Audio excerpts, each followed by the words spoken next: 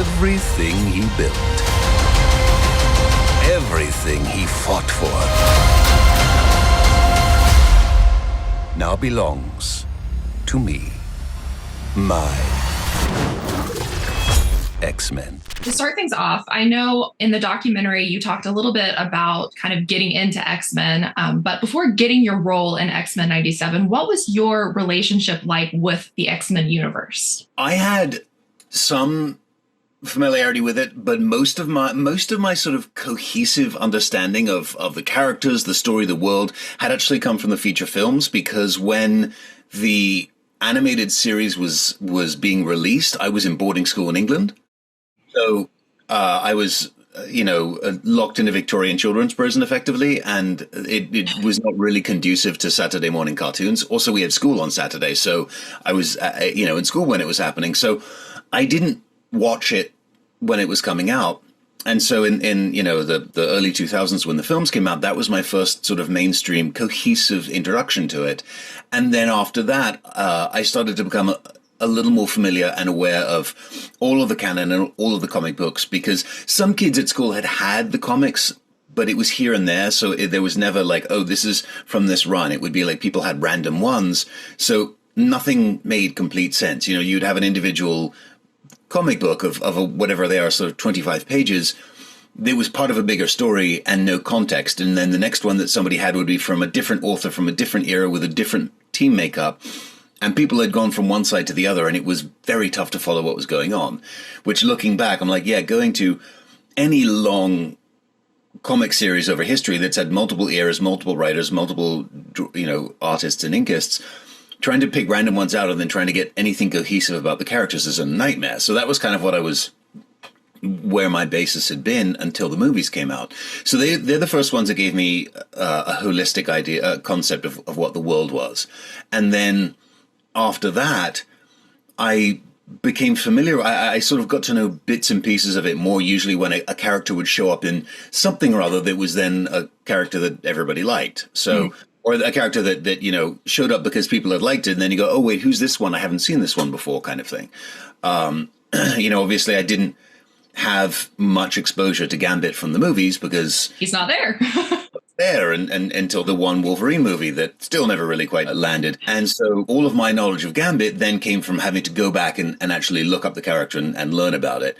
And then all of that was completely destroyed when AJ Locasio destroyed the character in his recent thing, and I'll never forgive him for that. If only he had known anything about the character before getting into it, as opposed to... No, it's like, gosh, it's not like he went by Remy or something in French class. No, it's not like he's been obsessed with him since he was 8. If he'd started at 4, then maybe we would be getting somewhere. I didn't have that, so a lot of the characters, and a lot of the characters in our show, I was aware of because hearing about them or seeing them in something, whether it was a comic book or somebody telling me about them, and then going and sort of researching them before getting the show. And then once I got the show, they gave me a list from the original series of all of sort of Erik's episodes. And they said, start with this because it's 5 seasons. So that's a lot for us to ask you to sort of try and cram in short order.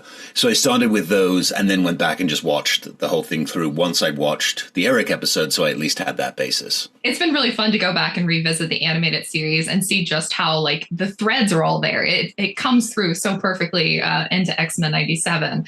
And, Magneto has always been one of my favorite characters because he's essentially an anti-hero that everybody wants to assume is a villain. And I'm curious for you, what has it been like getting to play that kind of character who is fundamentally right, but everybody paints him as a villain? It's a very nuanced type of role. Yeah, it's one of the things that makes him... Playing bad guys is always fun, but playing bad guys who are right is a blast because... the fascinating thing about him and about why he and Charles's relationship and interaction is able to sustain effectively this entire world is because they're both good guys. They're both trying to do the right thing, and they're both trying to protect people who need somebody to protect them. Mm-hmm. And so Erik is somebody who, his end game is not him being rich. It's not him being powerful or running the world or having control or anything like that. It sort of comes and goes a little bit in depending on what's happening, but it's usually not even revenge. It's just, if you will leave my people alone, we're fine. He's sort of the most pure comic book example. If you don't start nothing, there won't be nothing kind of thing. It's a case of like, I'm just trying to protect the people like me who don't happen to be able to blend in the way I can, or don't happen to have the amount of power that I have that it effectively makes me not at risk. And so getting to play with somebody who can be a character that can be so 100% committed to what he's saying and what he's doing because he knows absolutely that he is correct. It is wonderful because also it makes it easy. It makes it very, very simple to not have to wonder about, about everything that he says. Like any human being, there are things that he is unsure about. And sure, coming into this season, deciding to try and take up Charles's mantle and attempt coming at human-mutant relations from the opposite side, he has some... there's a lot of him going, okay, this is not what I'm used to. I'm having to kind of find my way here. But what he's trying to do hasn't changed, and that helps to make it easy. It's a case of, it's not like his end game has changed. He's just saying, okay, we'll try this method. But there's the benefit of not only his instinct, but his entire life experience, which tells him my way is the right way. And he really got so many fantastic scenes in season 1. You have the speech with the UN, you have his sacrifice, you have the entire 3 final episodes of the season. For you, when you were in the recording booth, or maybe after you actually got to see the episodes, were there any particular moments of his that really stood out to you? Yeah, I mean, absolutely. And as you said, it's sort of an embarrassment of riches. I was really lucky in this season that, so much was written for Magneto, and so much of the arc and transition of the big arc and transitions that are happening for characters is his is so sort of front and center for a lot of the time, and as a result, there's a bunch of stuff that is that I absolutely loved, but the two, or the sort of the three that always stick with me for different but hopefully obvious reasons are the end of the UN speech, which to me is always going to be one of the coldest threats I've ever heard. I am trying to be better. Please do not make me let you down. It is such a cold threat to deliver, especially right then and right there when he has lifted tons of earth and building and human beings into almost to the edge of the ozone layer, and is just sort of going like, this is where we are. And I'm not even paying attention, and look what I'm doing, kind of thing. That whole speech, but especially the crescendo of that was just a blast, and it was so much fun to do. The scene that was the most difficult to do and the most moving for me was the scene when in episode 5, when he's protecting Leech right before the Sentinel sort of destroys them, when he switches back to German. I think subconsciously, I don't think that is a choice that he consciously makes, that he switches back to German to tell Leech not to be afraid. That was a scene that, even reading it on the page and reading it and sort of doing it in the booth, I had to... It was interesting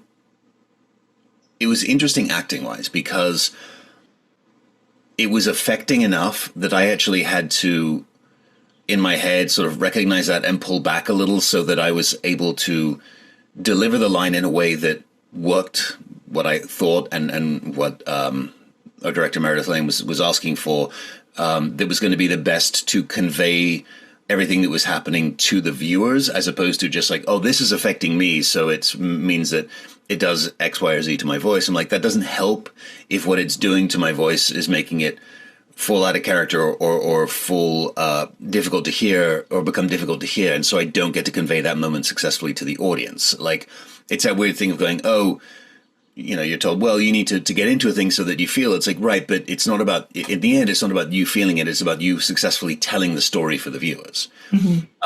But that moment, with everything that built up to it, from, stepping in with Remy and Rogue to try and defend the entire city, to then seeing them about to come and try and help, and sort of strapping them to a pole and going like, I know, but no, you guys stay together. you guys need to be together. I can do this. I don't, it's not going to help if all of us die, kind of thing. So that moment, I really, really loved. And like I said, the switching into German, which I think was subconscious, which I think was him jumping back to what one of his parents or somebody had said to him in that moment when he was unable. And obviously at that time, the assumption was that all of them were going to perish, and he didn't, because it turns out he is who he is. But I think there was the knowledge of, like, up until the moment when it became apparent that because it turned out more powerful, that he wasn't going to die with the rest of them. That was a balm to him, that was calming to him, and so it made sense to him to sort of to try and do that for Leech.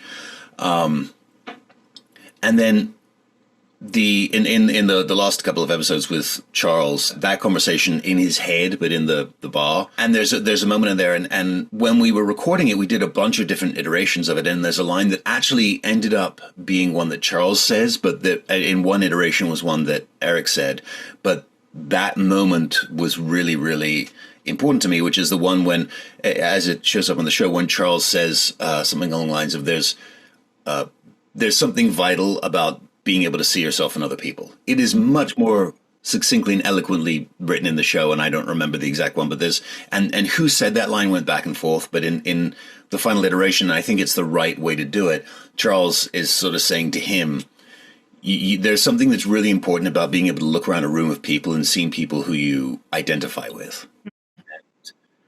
And in one of the early versions of that scene, Erik is telling a story about going, I think, with a girlfriend back to her family's for a holiday, and looking around and seeing all of her family members around the table and saying, you have some, like, visually, you look like these people, and realizing that there's nobody on the planet that looks like him, because his entire family was killed. And him sort of really going, there's something about that, and not having that is really, really difficult. And that was in a lot bigger version of the scene, or different parts of the scene that didn't end up being in there, which I think didn't need to be in there. But having Charles in this iteration say that to him, I think is really, really important, because it's showing that Charles sees that in him, and Charles understands that in him, and having somebody in that moment make that observation to Erik was really, really important. And was what he needed in that moment. That's such a beautiful moment too. And that whole conversation there kind of brought me to my next question, which is, I know that in animation, it's a lot tighter than in live action. So you don't really get these deleted scenes, but you do get different takes and different kind of approaches to the scenes like you were describing there. Were there other moments that you recorded for season 1 that changed a little bit from kind of how they were originally presented to what they were in the recording booth, and then what they ultimately became? UN speech was, we probably went back and re-recorded bits of that, ranging from entire sections or lines down to sometimes just a word, taking a word out, putting a word in, changing a word. I would say probably half a dozen times between the initial episode record and when we were finally done. And it got bigger, it got smaller, it changed around, but that was one where they were constantly, like, especially as they were starting to see it and starting to get the visuals for it and figure out, like, how it was actually going to happen, and the cutaways that they were going to, they ended up being able to pull a lot of stuff out of it because they could show it as opposed to Magneto saying it. But we were working on that constantly, and the final version of it, I think hands down is the best version of it. I think that they did an amazing job in finding exactly what it was that they were trying to do with with that scene. But yeah, there was so many bits of that we did, and then like I said that in the last 3 episodes, that whole conversation between Erik and Charles, we did a whole bunch of times, and there was a huge amount more of it, and it was kind of a case of do everything and then start to kind of piece it together and then go, oh, okay, this is now how it's starting to form together. So now, okay, we might need to swap this line or adjust this, a little bit to sort of make it blend more smoothly. But, and there were a couple of things throughout. Like, Erik obviously talks a lot in the show. He is one of the more verbose characters. And so there was a good amount of stuff where we would go back and sort of hone things in, because he would have a section where he would cover a lot of ground, and then it would be a case of, like, great, we can do that cleaner. So the writers were exceptional about sort of writing exactly the right thing and then looking at it and going, okay, we can cut some of that out. Some of the stuff that we did, we've actually covered already, so we can get to it. I'm actually curious to hear your take on that scene, because something I thought was really interesting was, he doesn't necessarily remember who he is. He doesn't necessarily remember who Xavier is for parts of that scene, but then he does remember Rogue. He sees her on the boat. She's like more visible than even his kids on the boat. I'm curious, like, what do you think it is about Rogue that stands out so much to Erik? To me, the thing that always made sense for the attraction of Erik for Rogue makes sense to me, for the fact that they can actually touch, and that, he, as a result, is able to treat her like a normal person. But I think it goes back to what I was talking about a little ago, in that he sees in Rogue somebody who has spent from about the same time in her life, has spent all of basically her late childhood through adulthood effectively alone. And that's the way he felt ever since he lost his entire family. And he sees in her somebody who went through the same thing. And obviously the context of hers is different. Hers was her powers, made her separate from everyone else, as opposed to, his situation. But I think that there was something in that was really, that is really familiar to him.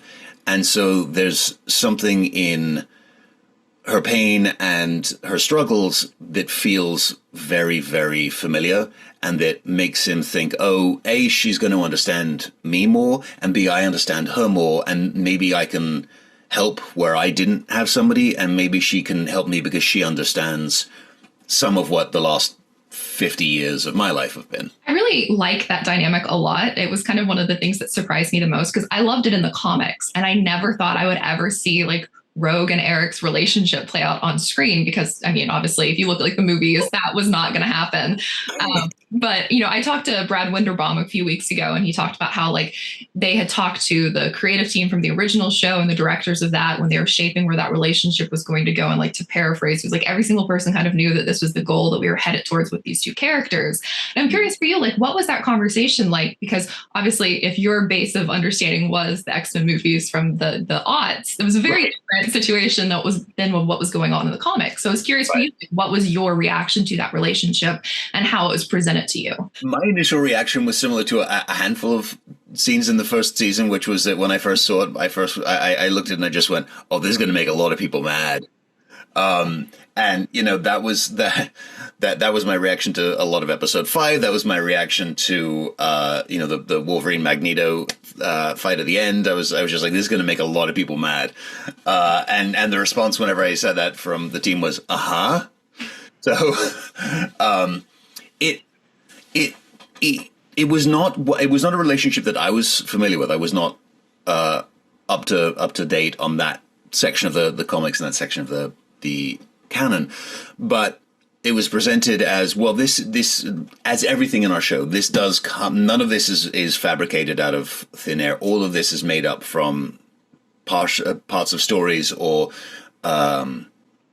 eras that are well established, and most of them were also very popular ones.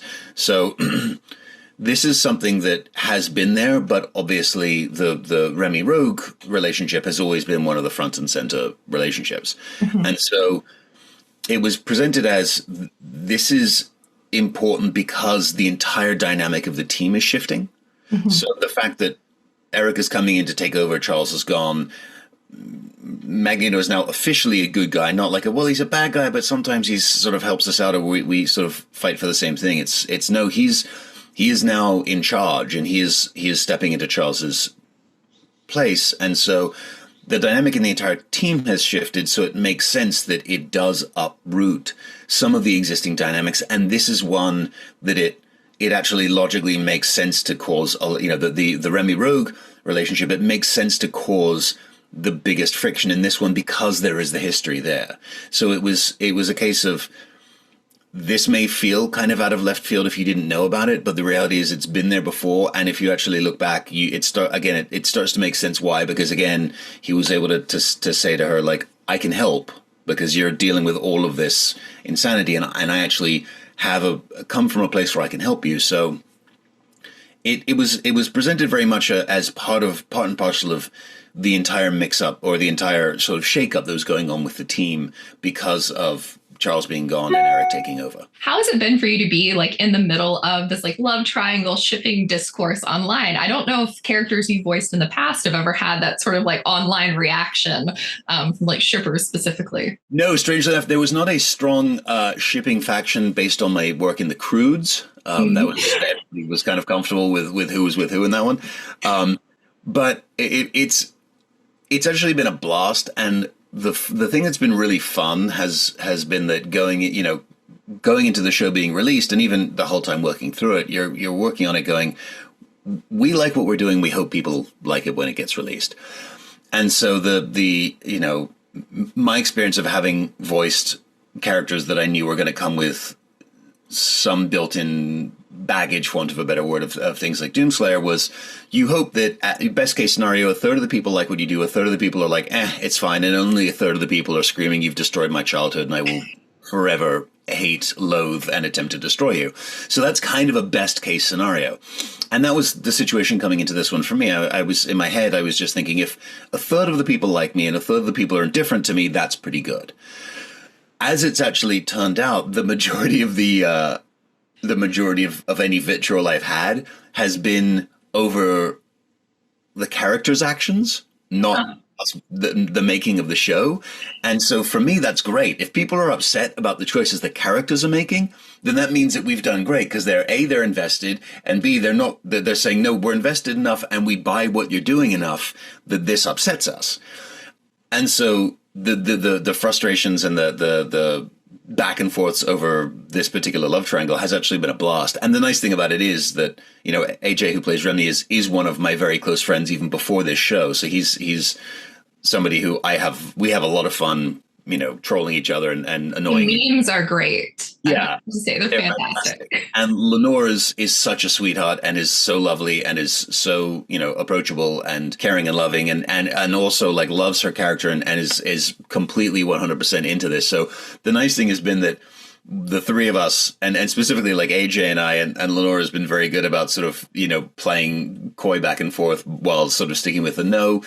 Remy is the person who she's sort of in her heart and soul closest to. But the Erik thing also does make sense, and there's some value there. But it's allowed like AJ and I to probably not maybe the nicest thing, but we both definitely sort of fan the flames of people and be like, bring it.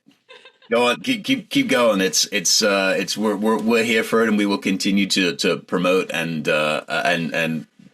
direct any attention we can towards it, because it's hysterical. It is, and honestly, like shipping gets so many people engaged and talking about a show in a way that sometimes other dynamics and stuff don't necessarily get. So it's been a blast to see how fans have reacted to that.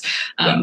As we wind down, I know you've already filmed or recorded season 2, so you can't really talk too much about that. But I do want to talk about the final episode, and specifically that final scene that we get with them. They're stuck in Egypt. They've got a young Apocalypse, and like Erik and Rogue look at each other. What is going through Erik's mind in that moment? That whole setup of like we just managed to avert this complete world-ending global catastrophe. And then all of a sudden we find ourselves launched back a few thousand years into the past.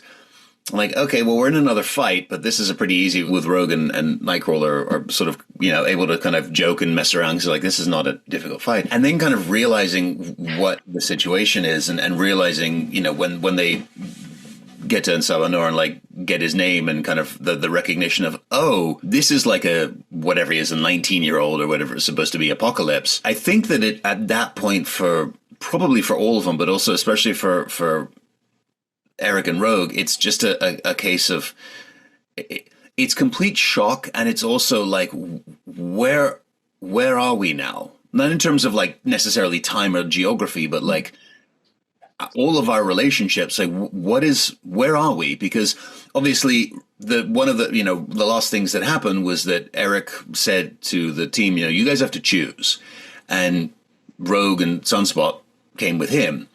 Well, Sunspot's not there, so it's a case of okay, there was the sort of the reconnection with Charles, but also that reconnection happened while they were fighting, whereas Rogue and Erik were on the same side because they got to the point of going, we have both got to the point where we see our worldviews might have actually aligned also in how to handle human mutant interactions. And so now we potentially are back where it all began at the start of this. Like, okay, so I think for Erik, there was a little bit of like, are you still on my team? Are we still, that obviously the team has changed a little bit, but when push comes to shove, are you still going to be, are you still backing my point of view, or what's going on? Because that's kind of a big, it's kind of a big thing. It's like, oh, look, 12-year-old Stalin. Okay. How might we be able to change things for the better? Yeah. It's like, are we going to kill him, or are we going to try to make him good? What are we doing here? Yeah. Yeah. Get to the whatever thing at the end of the one Deadpool movie where he jumps back and it's the baby Hitler, and he's like, but it's I thought this would be easy, and he has the whole very funny monologue to himself of going, oh, this is way harder than I thought it was going to be. Yes. And I'm very excited to see where that might go in season 2. What can you tease about season 2? Are Magneto fans still going to be just as, I guess, we've got so much this season. Will there still be as much in season 2? Will we still be as satisfied with our Magneto? I think so, because there is, by sending everybody to different corners of the world and time in the universe, what we've got now is different makeup. So the teams are made up differently. So, you have there was almost no Erik and Charles interaction in season 1. And obviously they're back together now. And so there's all of the stuff that we didn't get to sort of get into in the first season, we now have at our disposal. So there's all of that. Plus, obviously, as Rogue is there, who he also has a connection with, and there is no longer a triangle. So, there is a lot of room for future. And one of the things that and this is not a spoiler or a leak or anything, but this is something that I've always just kind of observed, is I've always actually really enjoyed any interactions between Magneto and Nightcrawler. Yes. Because they have a shared cultural background, and they both operate very much from a position of sort of core belief. And so there's always, like, I've always found those two characters, there's always been a part of me, even in the live action movies, but in everything, where I've always enjoyed any interactions those two characters have. And so, them, and then Beast is always just fun because he's like everybody's uncle. I know, Hank is great. I love Hank so much. But I'm glad you mentioned Nightcrawler, because I am very hopeful that we see more of those interactions in season 2, because I like that he kept bringing up Erik to Rogue when they were thinking that Magneto was dead, and like having that like obvious connection that they do have this shared culture. I'm hopeful to see what could come from that. Yeah, that's the thing, that was always something, even when it was not specifically focused on in like the live action movies or in earlier seasons or in the old show, but it was always something that was just interesting to me. Like the potential for that dynamic was always interesting to me. Very much. Well, thank you so much, Matthew. I really appreciate this. Thank you so much. It was a pleasure.